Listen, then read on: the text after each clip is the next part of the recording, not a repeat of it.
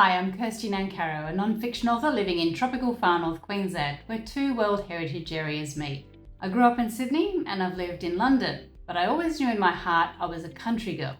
So I've spent most of my career living outside capital cities, in creative communities like the Central Australian outback, Alice Springs, and now in the rainforest fringe coastal city of Cairns on the doorstep of the Great Barrier Reef. I've been writing ever since I could hold a pencil, starting with poems and short stories and letters to my grandfather. By age 9, I knew I wanted to be a journalist.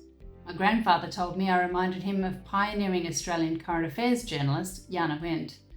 I've always been intrigued by people's stories and advocating for others through my writing. So I guess it's no surprise that my first book, Himalayan Dreams, The Story of Som Tamang, is a biography. I think what makes me unique as an author is weaving my own story and experiences through someone else's life story. Immersing myself in Som's world by spending extended periods in his village gave me all of the rich details I needed to make readers feel like they were actually there. Many have told me they felt transported to Nepal and were unable to put the book down. This was amazing to hear as a first-time author. I suppose as a journalist and keen writer, I thought I would write a book someday, but it became very clear to me a few years ago that it had to be this particular book. I met Som while I was working as a journalist for the Australian Broadcasting Corporation here in Cairns. On Anzac Day, April 25, 2015, a catastrophic natural disaster unfolded halfway across the world. The Nepal earthquakes killed 9,000 people, including Som's brother Amber, a community leader in his village Batassi. Som founded Friends of Himalayan Children in Cairns in 2008 to help children in Batassi access education and protect them from child marriage and human trafficking. Som had himself been a victim of child slavery. I covered his humanitarian visits back to Nepal for the ABC and was inspired to volunteer as a teacher in Batassi the following year. I had depression and undiagnosed post-traumatic stress disorder at the time, and I'd taken a break from the ABC, not knowing if I'd ever work again. Somehow, immersing myself in village life, teaching at the makeshift school of tin walls and dirt floors against the backdrop of the Himalayas for a month, I began to heal and find a new purpose. I returned home with a nagging feeling I should write Som's story and tell the world about the impact he has made, changing the future, particularly for girls in his village.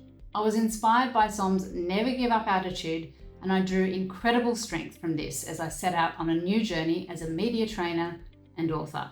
I returned to Nepal in 2018 to gather interviews with Som's family, community members, and young people he'd helped, and immerse myself in Som's world as a porter trekking to Everest Base Camp.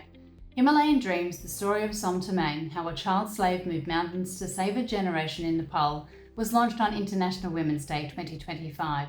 It's part biography, part travel story, part cultural history, and even a love story.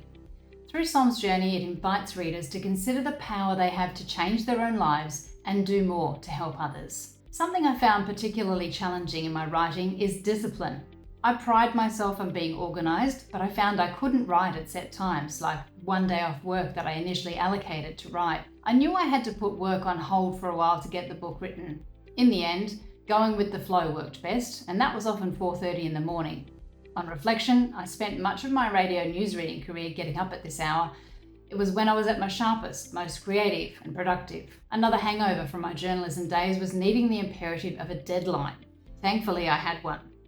With a deadline to acquit an arts grant approaching, my writing went into another gear, and I got the first draft done. Attending a writing retreat halfway into the book allowed me to get unstuck, and being among other writers helped me to overcome my gnawing self-doubt.